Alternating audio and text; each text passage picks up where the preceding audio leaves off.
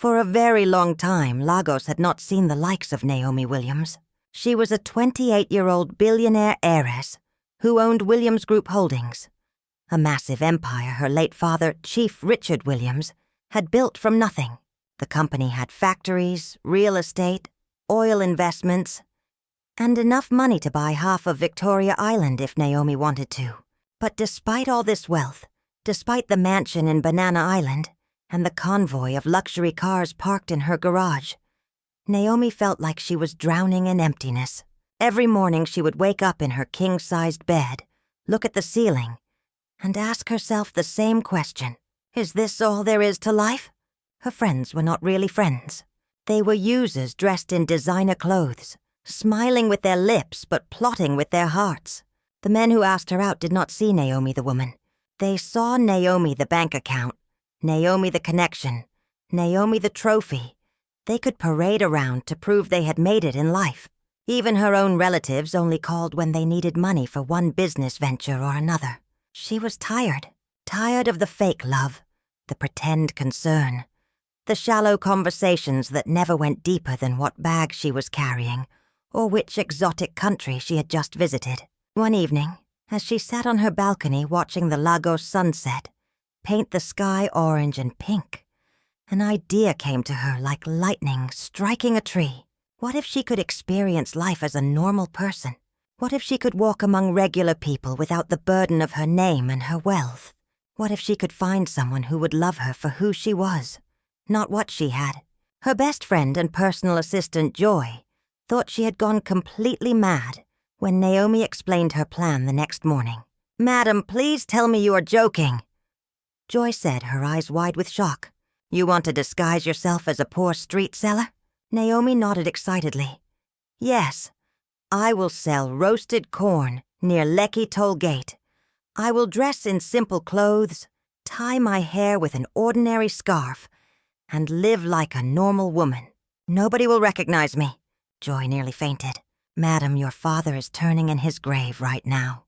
What if armed robbers attack you? What if someone recognizes you? What if you get arrested for selling without a permit?" Naomi laughed. "Joy, relax. I have thought everything through. I will only do it on weekends. And I will be careful. I just need to know if genuine love still exists in this world or if everything has a price tag." Joy shook her head, but she knew that once Naomi made up her mind, there was no changing it. The woman was as stubborn as her father had been, and so the plan began.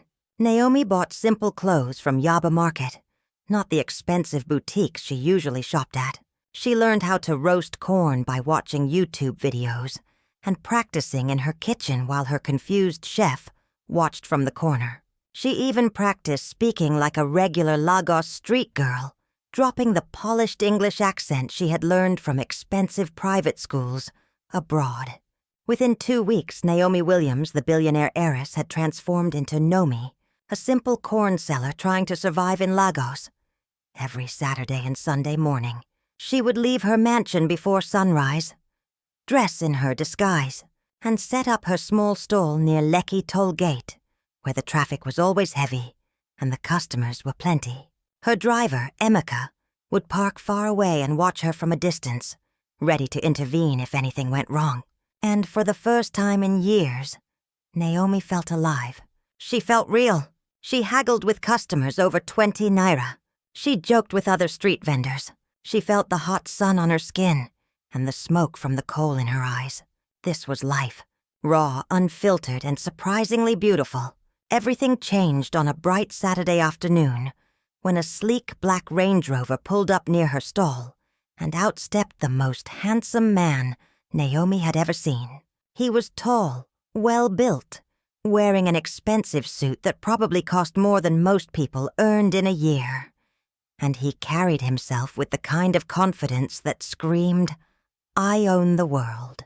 His name was Tunde Lawson, though Naomi did not know it yet, and he was the 33-year-old CEO of Lawson Tech Global, one of the biggest technology companies in Nigeria.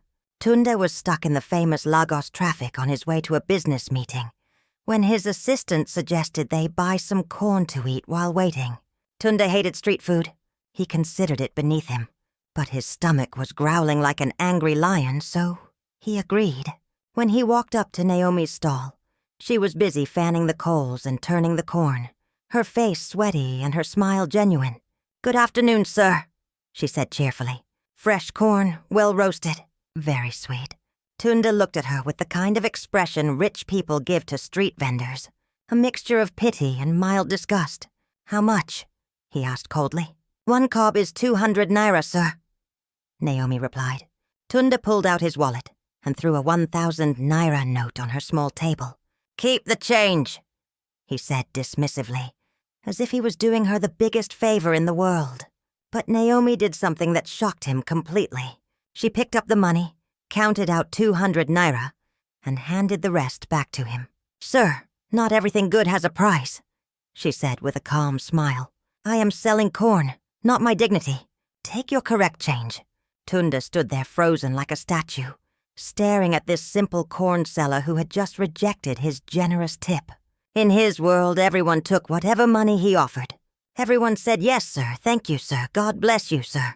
But this woman, this ordinary street seller, was looking at him like he was the one who needed a lesson in manners. For the first time in many years, Tunde felt something strange in his chest. Curiosity. Who was this woman? And why did her words bother him so much?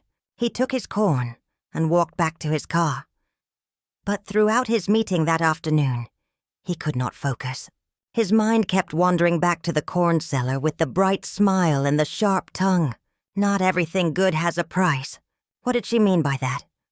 The following Saturday, Tunde found himself deliberately driving towards Lekki toll gate, even though he had no business in that area.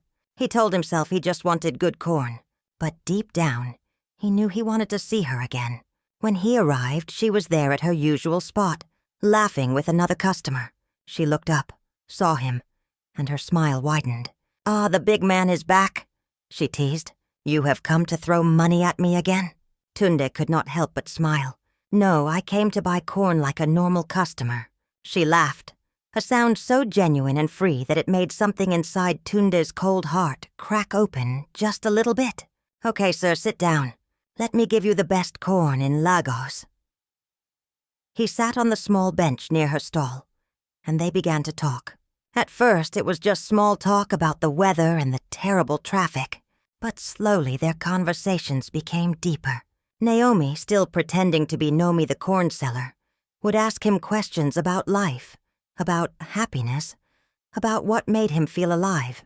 And Tunde, who was used to talking only about business deals and profit margins, found himself opening up to this stranger in ways he had never opened up to anyone. She challenged him constantly. When he complained about lazy workers, she reminded him that not everyone had his privileges. When he bragged about his success, she asked him if success meant anything without peace of mind. When he talked about poor people like they were a different species, she looked him straight in the eye and said, "Sir, poor people are not poor because they want to be. They are poor because the world is not fair. But that does not mean they are less human than you." Her words cut through his pride like a hot knife through butter. Nobody had ever spoken to him like this. Nobody had ever made him question his beliefs and his attitude. And the strangest part was that he liked it. He liked being challenged. He liked feeling small and humble instead of always being the big boss everyone feared. Week after week, Tunde kept coming back. Sometimes he would buy corn.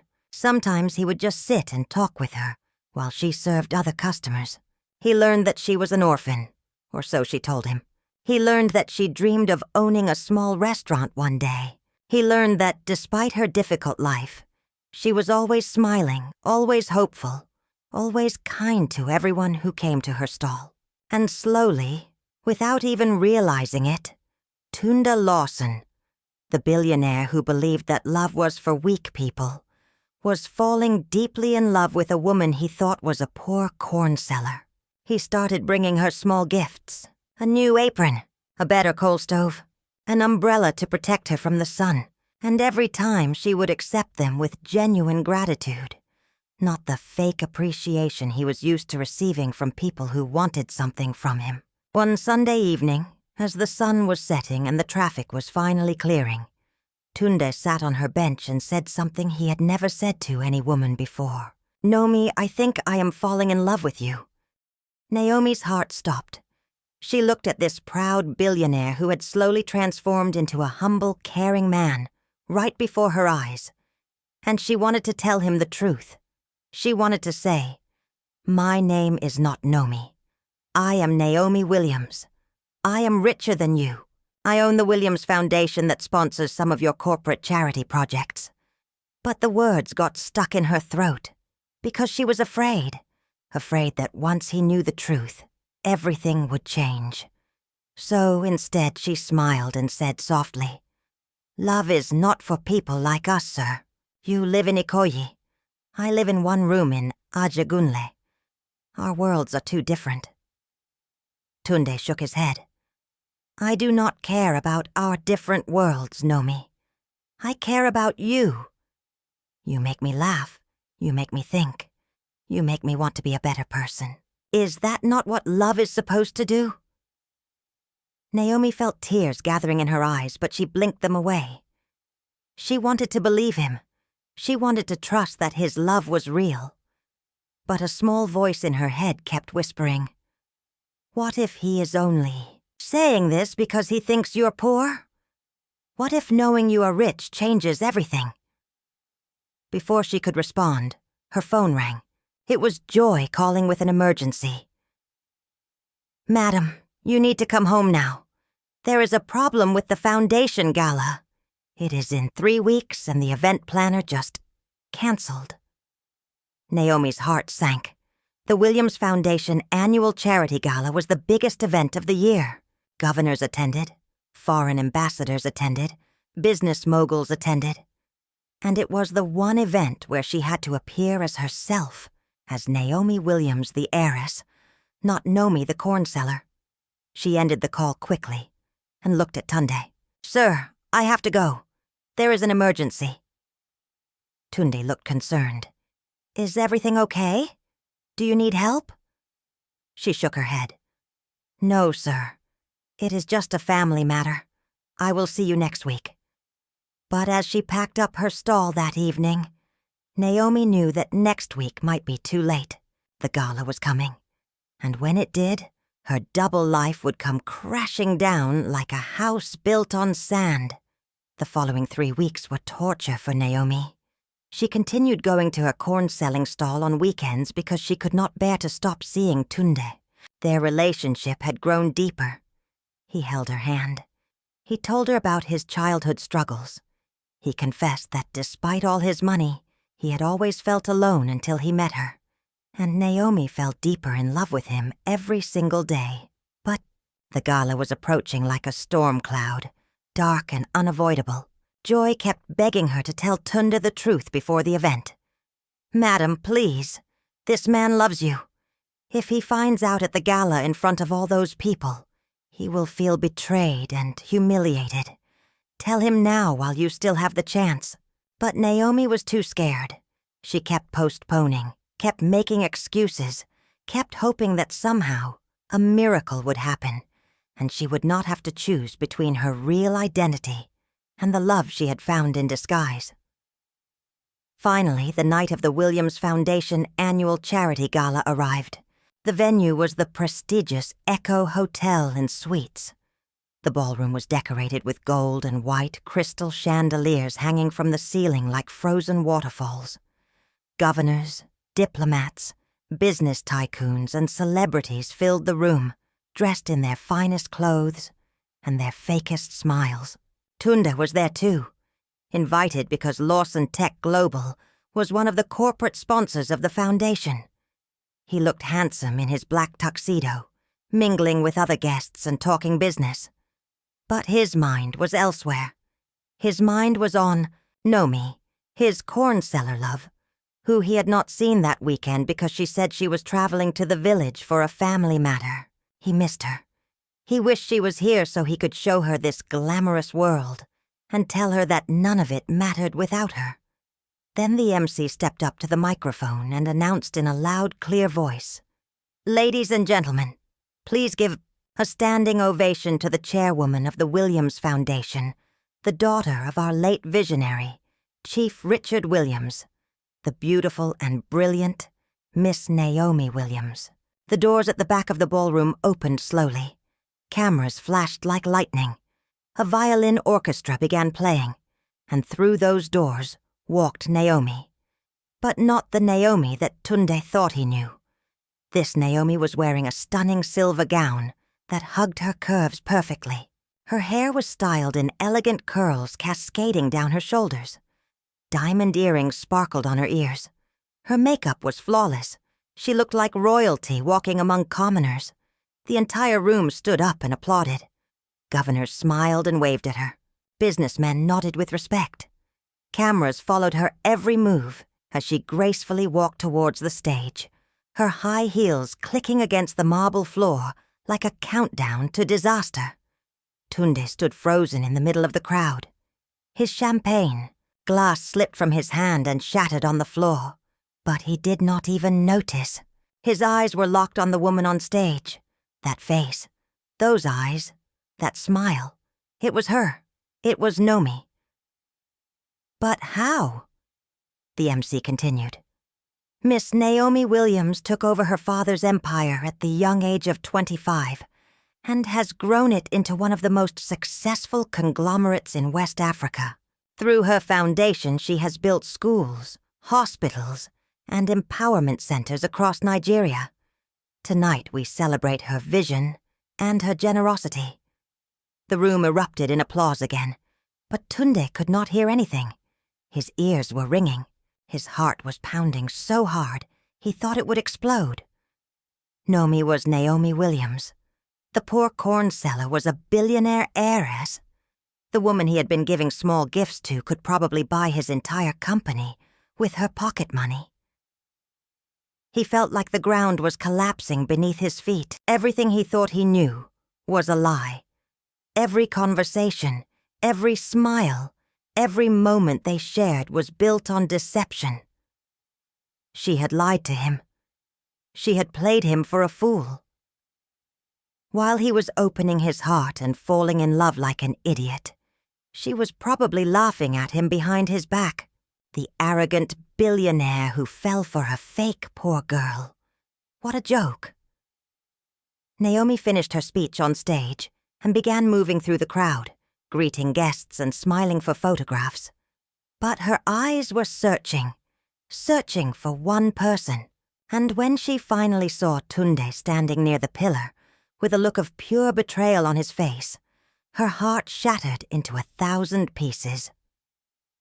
She excused herself from the governor she was talking to and slowly walked towards Tunde. The crowd between them parted like the Red Sea. When she finally stood in front of him, she whispered, "Tunde, please let me explain." His voice was cold, colder than she had ever heard it. "Explain what, Naomi? Or should I call you Naomi? Which one is the real you? Or are both of them just characters you play when you get bored?" Tears filled Naomi's eyes. "It is not like that." "Then what is it like?" he asked, his voice rising slightly. "Did you enjoy watching me make a fool of myself? Did you laugh when I brought you gifts that you could buy 1,000 times over? Did it entertain you to see a proud man humble himself for a woman who was richer than him all along?" People around them started noticing the confrontation. Whispers spread through the ballroom like wildfire. Joy rushed over and tried to intervene. "Sir, please. It is not what you think. Madame can explain everything." Tunde looked at Joy with disgust. "So you knew too. Everyone knew. Everyone except the stupid fool who actually believed that love could exist without lies." He turned back to Naomi. "You know what the worst part is? I was falling in love with you. The real you. Or at least who I thought was the real you. But I do not even know who that is anymore." Before Naomi could respond, Tunde walked away, pushing through the crowd and out of the ballroom. Naomi stood there in her beautiful silver gown, surrounded by hundreds of people, and she had never felt more alone in her entire life. The days following the gala were the darkest of Naomi's life. The story of her disguise spread across Lagos like a virus. Blogs wrote headlines like Billionaire, Heiress, Catfishes, Tech CEO, and Love Scam. Naomi Williams played poor to trap Tunde Lawson. Social media was divided. Some people praised her for wanting to find genuine love. Others called her a manipulative liar who played with people's emotions for fun. Tunde refused to answer any of her calls or messages. His secretary blocked her emails. When she tried to visit his office, security turned her away. He had completely shut her out of his life. Joy tried to comfort her every day. "Madam, give him time. He is hurt right now, but he will come around. He loves you." But Naomi had lost all hope. She would sit in her mansion, surrounded by all her wealth, and realize that none of it meant anything without the one person who had made her feel truly alive. Meanwhile, Tunde was suffering too, though he would never admit it. He threw himself into work, staying at the office until midnight, taking on new projects, traveling for business meetings, anything to avoid thinking about her. But no matter how busy he kept himself, he could not forget her laugh, her smile, the way she challenged him and made him want to be better. The worst part was that he understood why she did it. In his quiet moments, when he was alone in his penthouse staring at the Lagos skyline, he would admit to himself that he probably would have treated her differently. If he had known she was rich from the beginning, he would have seen her as a business opportunity, a connection to make, a trophy to win. He would never have opened up to her the way he did, and that realization made him even angrier because it meant she was right to lie. It meant he was exactly the kind of shallow person she was trying to avoid. 2 months passed, then 3. Tunde's company began facing serious problems. A major international deal fell through because of a breach of contract from a partner company. Investors started pulling out. The stock price dropped. For the first time in his career, Tunde was facing the possibility of failure. The stress was killing him. He stopped eating properly. He stopped sleeping. His assistant and his board members were worried, but he pushed everyone away. Until one Saturday morning when his assistant, Bola, came to his house uninvited and practically dragged him out of bed. "Sir, you need to get out of this house," Bola said firmly. "You are killing yourself. There is a foundation outreach in Ajagunle today. They are distributing food and school supplies to poor families. Come with me. You need to remember that there are people suffering more than you." Tunde wanted to refuse, but Bola was right. He was drowning in his own misery, and he needed air. So he agreed. They drove to Ajagunle, one of Lagos's most densely populated and poorest neighborhoods. When they arrived, Tunde saw hundreds of people lined up, waiting patiently for food and supplies. Volunteers were working tirelessly, organizing the crowd, distributing items, smiling despite the heat and the chaos. And that is when he saw her, Naomi. She was there wearing simple jeans and a t-shirt, her hair tied in a messy ponytail, sweat dripping down her face as she helped an old woman carry a bag of rice. No makeup, no expensive jewelry, no designer clothes, just Naomi, working quietly among the people, not for cameras or publicity, but because this was who she really was. Tunde stood there frozen, watching her laugh with the children, hug the mothers, treat everyone with the same dignity and respect she had shown him when he thought she was poor. This was the real Naomi, not the billionaire heiress in the silver gown, not the corn seller with the fake name. This was the woman who understood suffering because she chose to see it, to live it, to feel it. Naomi looked up and their eyes met across the crowded street. Time stopped. The noise faded. It was just the two of them, staring at each other with hearts full of words they did not know how to say. Slowly, Tunde walked towards her. The crowd parted. When he finally stood in front of her, he said quietly, "I am sorry." Naomi's eyes filled with tears. "I am sorry too. I should have told you the truth from the beginning. I was wrong to lie." Tunde shook his head. "No, you were not wrong. I was the one who was wrong. You showed me that wealth is not what we have, but what we give. You showed me that pride is a prison and humility is freedom. You showed me how to be human again. I was so angry because my ego was hurt. But the truth is, I fell in love with you. Not with poor Naomi, not with rich Naomi, but with you. The woman who sees people. The woman who challenges me. The woman who makes me want to be better. Tears streamed down Naomi's face. Tunde, I did not lie because I wanted to hurt you. I lied because I was tired of being loved for my money. I wanted someone to see my heart, not my bank account. And you did. You saw me. The real me. Even when you thought I had nothing, you treated me with respect and kindness. You brought me gifts not to impress me, but because you cared. You listened to me not because I was important, but because you valued my words. That is when I knew you were different. That is when I knew I loved you. Tunde smiled through his own tears. So what do we do now? Start again, Naomi said softly. No lies, no disguises. Just you and me. Two imperfect people trying to build something real. Tunde reached for her hand and held it tightly. No more lies, he agreed. No more pride, just love. They stood there holding hands in the middle of Ajagunle while the volunteers cheered and the children clapped and even the old women smiled knowingly because they had seen enough life to recognize real love when they saw it. 6 months later, Lagos witnessed the launch of Tech for Hearts, a groundbreaking initiative founded by Naomi Williams and Tunde Lawson. The project combined technology and philanthropy to empower women street vendors and small business owners across Nigeria. They provided free smartphones, digital training, and access to online marketplaces so that women like the corn sellers Naomi had worked alongside could grow their businesses and reach more customers. The launch event was held at a community center in Makoko, not in a fancy hotel ballroom. Governors and diplomats were invited, but so were street vendors, market women, and small business owners. Everyone sat together, ate together, celebrated together. During the event, a reporter asked Naomi, "Miss Williams, what inspired this project?" Naomi smiled and looked at Tunde standing beside her. "I once pretended to be poor to find truth," she said. "And I found something better. I found a partner who taught me that wealth means nothing without purpose, success means nothing without service, and love means nothing without sacrifice." Tunde added, "She showed me that the richest hearts are those that give, that pride can't build what humility restores, and that true love looks beyond wealth to see the person underneath." The crowd applauded. Cameras flashed. But Naomi and Tunde only had eyes for each other.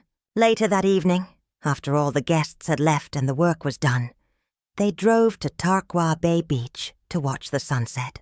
They walked barefoot through the water, letting the waves wash over their feet, while the sky turned brilliant shades of orange and pink. A small child ran up to them, out of breath, holding an empty water bottle. "Sister, please, you get water?" the child asked. Naomi smiled, remembering the day she had offered water to Tunde at her corn stall, and changed both their lives forever. She reached into her bag and pulled out a bottle of water, handing it to the child. "Here you go, sweetheart." The child beamed with joy and ran back to his friends. Tunde watched the exchange and pulled Naomi closer. "You know," he said softly, "I used to think that power and money made me important. But you taught me that true importance is measured by how many lives we touch, not how many zeros are in our bank account." Naomi rested her head on his shoulder. "And you taught me that genuine love does exist. It just requires honesty, patience, and the courage to be vulnerable even when it is terrifying." They stood there as the sun dipped below the horizon, painting the sky with colors that no artist could ever capture.